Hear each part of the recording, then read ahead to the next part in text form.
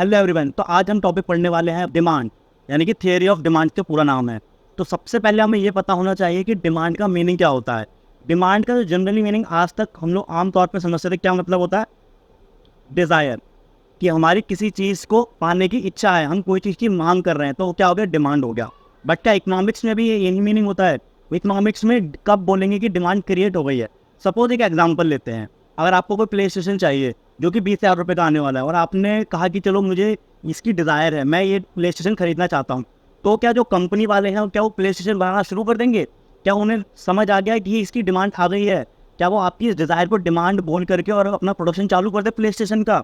जी नहीं। तो कंपनी वाले कब बोलेंगे कि उनके प्रोडक्ट की डिमांड आ गई है? तो चलो इसका एक एग्जांपल समझने की कोशिश करते हैं। तो यहाँ पर मैंने कुछ 4 लोग बनाए। 4 लोग, ये वही 4 लोग हैं, हाँ, जिनके बारे में आप सोचते रहते हैं ना, 4 लोग हैं जो क्या कहेंगे। आओ देखते हैं इनमें से कैसे पता चलेगा कंपनियों की डिमांड आ गई है, जब इन 4 लोगों की बात सुनेंगे तब। आओ देखते हैं। तो ये इसे ए नाम दे देते हैं, इसे बी नाम दे देते हैं, इसे सी नाम दे दिया और इसे डी नाम दे दिया। ओके, तो अब इन तीनों की इच्छा है, इन लोगों की क्या है? इच्छा है कि ये प्ले स्टेशन खरीदना चाहते हैं जो कि 20,000 रुपये का आएगा। तो ए भी चाहता है खरीदना, बी भी चाहता है खरीदना, सी भी चाहता है और डी नहीं चाहता। डी की डिज़ायर ही नहीं है, वो कह रहा है मेरे कोई बच्चों वाले गेम खेलने ही नहीं, मुझे प्ले स्टेशन खरीदना ही नहीं है, जाओ। कोई बात नहीं, इसकी डिज़ायर ही नहीं है। तो अब इनकी डिज़ायर तो है बाकी लोगों की, तो क्या ये खरीद सकते हैं? क्या इनके पास इतना पैसा है? क्या इनकी इतनी परचेजिंग पावर है? देखते हैं। तो परचेजिंग पावर को और किस नाम से बोला जाता है? एबिलिटी टू पे, यानी कि इनकी खरीदने की हैसियत है या नहीं। तो एबिलिटी टू पे देखते हैं किस किस की एबिलिटी टू पे है। 20,000 रुपये कौन कौन दे सकता है? ये हाँ कह रहा है, हाँ भाई मेरे पास तो बहुत पैसा है, बहुत अमीर हूँ। बी कह रहा है हाँ जी मैं भी देने को तैयार हूँ। सी कह रहा है जी नहीं, मेरे पास तो पैसा ही नहीं है, मैं नहीं दे सकता, मेरे पास इतने पैसे ही नहीं है। और इसकी तो डिज़ायर ही नहीं है, तो पैसा हो या ना हो तो इससे फ़र्क पड़ेगा ही नहीं, मान लेते पैसा तो है इसके पास। ठीक है, चलो फिर आगे बढ़ते हैं। फिर एक तीसरी चीज़ और होती है, चलो डिज़ायर भी है, खरीदने की क्षमता भी है, बट जब बात आती है विलिंगनेस की, विलिंगनेस टू पे, क्या इनके पास जो पैसा है क्या ये पैसा पे करना चाहते भी हैं या नहीं? जैसे कि किसी किसी के पास पैसा होता है, हमें पता होता है वो अमीर आदमी है, या उसके पास पैसा कुछ खरीदने की इच्छा है, बट उसकी जेब से पैसे नहीं निकल रहे हैं, वो खरीदना नहीं चाहता, उसको थोड़ा कंजूस टाइप कह लो उस पे एक बार को, या सेविंग पे ज़्यादा भरोसा रखता है। तो देखते हैं, ए कह रहा है नहीं भाई मेरी तो डिज़ायर भी है, मेरे पास पैसा भी है, तो मैं पैसा देने को तैयार भी हूँ, ए उनमें से है। बी कह रहा है जी नहीं, मेरे पास पैसा तो है, मेरी डिज़ायर भी है, लेकिन मैं अभी इस पर खर्चा नहीं करता हूँ। क्यों? वो कह रहा है कि चलो कोई नहीं, मैं बाद में खर्चा करूँगा जब थोड़ा सस्ता हो जाएगा, या फिर वो इसको पैसे को कहीं और अच्छी जगह यूज़ कर ले। वो कह रहा है वो थोड़ा कंजूस टाइप है, तो खरीदना नहीं चाहता। ठीक है, सी के पास तो पैसे ही नहीं थे, तो विलिंगनेस टू पे होने का सवाल ही नहीं होता। इसकी डिज़ायर ही नहीं है, तो विलिंगनेस तो सवाल ही नहीं उठता इसका भी। अब देखते हैं कंपनी वाले जो होते हैं वो कब बोलेंगे कि डिमांड हो गई है किसी भी प्रोडक्ट की। जब ये तीनों चीज़ें, कौन कौन सी? डिज़ायर, एबिलिटी टू पे और विलिंगनेस टू पे, जब ये तीनों चीज़ें साथ में आ जाती है, तीनों कंपोनेंट जब किसी प्रोडक्ट के अंदर मिल जाते हैं, तब हम बोलते हैं कि इस प्रोडक्ट की क्या है? डिमांड है। तो इनमें से कंपनी वाले जो हैं, जो प्रोडक्शन करेंगे प्ले स्टेशन का, वो कब देखेंगे कि डिमांड हो गई है? किसकी बात को ध्यान में रख के बोलेंगे कि हाँ अब मार्केट में डिमांड है? एक ही बात को ध्यान रखते, तो ये यहाँ पर कहेंगे जी हाँ एक ही डिमांड है, क्योंकि ए ने तीनों कंडीशन फुलफिल कर दी। अगर ये भी कंडीशन अनसेटिस्फाइड रहती है तो क्या बोलेंगे? डिमांड नहीं है। अच्छा चलो, डिमांड तो ये आम भाषा में हम कहते हैं इसको कि demand is equal to desire, हम नॉर्मली घर में भी बोलते हैं, बट इकोनॉमिक्स में क्या इस चीज़ को डिमांड बोलेंगे? जी नहीं, इसको हम एक नाम से बोलेंगे जो कि एकदम सही नाम होगा, इफेक्टिव डिमांड। क्या बोलेंगे? Effective demand. जब ये तीनों कंपोनेंट शामिल हो जाएंगे किसी प्रोडक्ट के अंदर, तब बोलेंगे कि हाँ इस प्रोडक्ट की क्या इफेक्टिव डिमांड है मार्केट के अंदर। तो अब कंपनी वाले सोच सकते हैं चलो इसको बनाते हैं। तो अगर कोई पूछे डिमांड कैसे क्रिएट होती है, तो डिमांड को क्रिएट करने के लिए 3 फैक्टर होने नेसेसरी है। क्या क्या? एक तो डिज़ायर होना जरूरी है, एक एबिलिटी टू पे यानी कि खरीदने की क्षमता, पैसा होना चाहिए, और उस पैसे को खर्च करने की हिम्मत भी होनी चाहिए, ऐसा ना हो तो कंजूस टाइप हो। ठीक है, अच्छा डिज़ायर और विलिंगनेस दोनों का मतलब सेम होता है, तो आपको नहीं लगता कि यहाँ पे 2 बार लिख के इन्होंने क्या डुप्लीकेसी कर दी है? लगता है ना? जी नहीं, आपको अगर ऐसा लग रहा है तो बिल्कुल गलत लग रहा है। क्यों? क्योंकि डिज़ायर की जब बात कर रहा है तो वो उस कमोडिटी को खरीदने की बात कर रहा है, यानी वो क्वांटिटी यूनिट्स की बात कर रहा है पर्टिकुलर कमोडिटी की। और जब वो यहाँ विलिंगनेस की बात कर रहा है तो उसके साथ क्या है? टू पे, यहाँ वो पैसे की फॉर्म में बात कर रहा है कि वो पैसा पे करना चाहता है या नहीं, वहाँ वो सामान खरीदना चाहता है या नहीं, और थर्ड वाले में क्या वो पैसा पे करना चाहता है उस सामान के लिए या नहीं, इसकी बात कर रहे हैं। तो दोनों में थोड़ा सा फर्क है। अब डिमांड है तो डिमांड का एक लॉ भी होगा। लॉ क्या होता है डिमांड का, आइए चलिए देखते हैं लॉ ऑफ डिमांड क्या होता है। तो law of demand, law of demand क्या होता है, यानी कि डिमांड का नियम क्या कहलाता है, लॉ ऑफ डिमांड। अब अगर मैं एक चीज पूछूं कि अगर आपने बचपन में अपने 11th-12th में इकोनॉमिक्स पढ़ी होगी तो वहाँ पर आपने चैप्टर बहुत अच्छे से घोट घोट के पढ़ा होगा, लेकिन अब जब फाउंडेशन में इसको पढ़ेंगे तो इसको थोड़ा और इन डेप्थ जाके पढ़ना है हमें। कैसे, आइए चलो मैं बताता हूँ। लॉ ऑफ डिमांड सबसे पहले हमें रिश्ता बताता है। क्या बताता है, एक रिश्ता यानी एक रिलेशन बताता है। ये सिर्फ दो चीज़ों के बीच में रिलेशन बताएगा, और ये किन दो चीज़ों के बीच में रिलेशन बताएगा, जी हाँ बिल्कुल, प्राइस जिसे मैं पी से डिनोट कर सकता हूँ, और डिमांड। डिमांड और डिमांड को क्वांटिटी में दर्शाते हैं, इसलिए मैं इसे क्यू में डिनोट कर सकता हूँ। तो जब यहाँ पर क्या होगा, जब भी किसी भी वस्तु का प्राइस बढ़ेगा तो उसकी डिमांड कम हो जाएगी, और अगर प्राइस कम होगा तो उस वस्तु की डिमांड बढ़ जाएगी। ठीक है, ये इसके साथ लिंक है और ये इसके साथ लिंक है। तो जब भी प्राइस कम होगा तो डिमांड बढ़ जाएगी पर्टिकुलर कमोडिटी की, और प्राइस अगर बढ़ेगा तो डिमांड कम हो जाएगी। लेकिन जब हम ये रिलेशन पढ़ेंगे प्राइस और डिमांड के बीच में, तो इसके अलावा जो अदर फैक्टर होते हैं जो डिमांड को इफेक्ट करते हैं, कौन कौन से अदर फैक्टर होते हैं, इसके लिए मैं एक शॉर्ट फॉर्म बताता हूँ आपको। क्या होती है, प्रीतो। हमने एक शॉर्ट फॉर्म बनाई है, क्या, Preeto ji. P for price, P R for price of related goods, Y for income, T for taste and preference, and O for other factor. तो ये क्या होते हैं, जो डिमांड को इफेक्ट करते हैं, ये वो फैक्टर हैं। P for price, P R for price of related goods, Y for income, T for taste and preference, and O for other factors. तो जब हम बात करते हैं लॉ ऑफ डिमांड की, तो हमारा जो लॉ ऑफ डिमांड है, हमारा जो लॉ ऑफ डिमांड है वो हमें प्राइस और डिमांड के बीच में रिश्ता बताता है। इसका मतलब जो बाकी की ये जो अदर फैक्टर्स हैं, ये कैसे रहेंगे, ये कांस्टेंट रहेंगे। एग्जैक्टली। तो जब हम लॉ पढ़ते हैं डिमांड का, तो प्राइस और डिमांड के बारे में बात करेंगे, और बाकी जो अदर फैक्टर्स रहेंगे उनको कांस्टेंट मानेंगे कि उनमें कोई परिवर्तन नहीं हो रहा।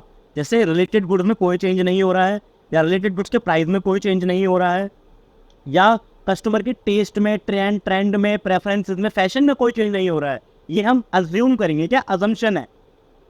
और कस्टमर की इनकम में कोई चेंज नहीं हो रहा है। अगर इनकम बढ़ जाएगी तो वो डिमांड ज़्यादा करेगा, लेकिन हम मानेंगे उसकी इनकम कांस्टेंट है, उसमें कोई चेंज नहीं हुआ। अगर ये ऐसा हम नहीं मानेंगे तो हमारा लॉ काम नहीं करेगा, हमारा लॉ क्या हो जाएगा, वायलेट हो जाएगा। इसलिए हमें ये अजम्पशन माननी पड़ती है। Economics is all about assumptions, ये हमें पता ही है।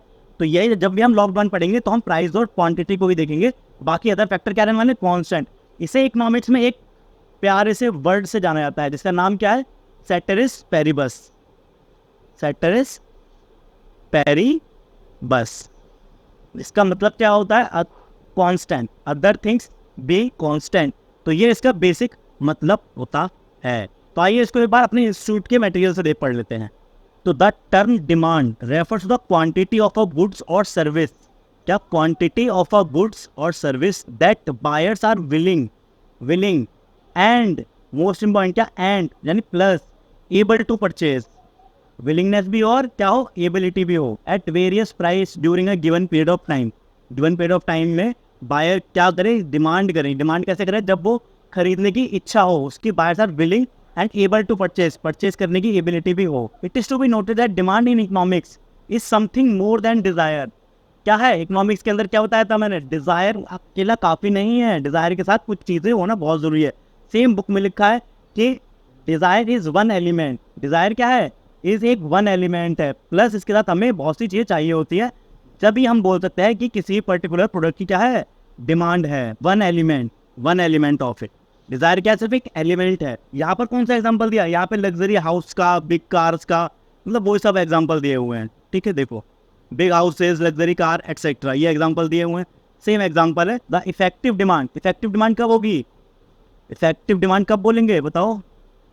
Effective demand for a thing is depend, किस पे डिपेंड है इफेक्टिव डिमांड, वही हमारी तीन चीज, desire, means to purchase and willingness to pay, यानी कि मीन्स टू परचेज मतलब वो क्या होता है, एबिलिटी टू परचेज, पैसा, मीन्स मतलब रिसोर्स, और एबिलिटी कब आएगी, पैसा होगा, सीधी बात, ठीक है। तो बस unless the desire is backed by purchasing power या फिर ability to pay and willingness to pay, it does not constitute demand. लो बोल दिया, सारी चीजें इसने क्लियर कर दी जो हमने अपने एग्जाम्पल में ऊपर लिख के समझी थी। टू थिंग्स आर नोटेड, दो चीजें नोट करने वाली हैं। आओ क्या नोट करने वाली है देख लेते हैं। The quantity demand is always express.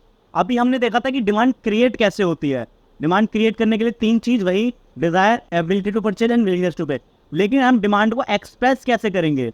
Express यानी कि हम व्यक्त कैसे करेंगे, किसी चीज को व्यक्त करते हैं ना, जैसे हम वेट को केजीज में मेजर करते हैं या ग्राम्स में मेजर करते हैं, ऐसे लिक्विड को लीटर्स में व्यक्त करते हैं, एक्सप्रेस करते हैं। उसी तरीके से डिमांड को किस में एक्सप्रेस करेंगे? डिमांड को हम नॉर्मली एक्सप्रेस करते हैं एट अ गिवन प्राइस। किसमें? प्राइस पर, क्वांटिटी पर और टाइम पर, टाइम इंटरवल में, कि एक पर्टिकुलर प्राइस पर। सपोज करो जो हमारा प्ले स्टेशन था वो कितना था, 20,000 रुपये का था।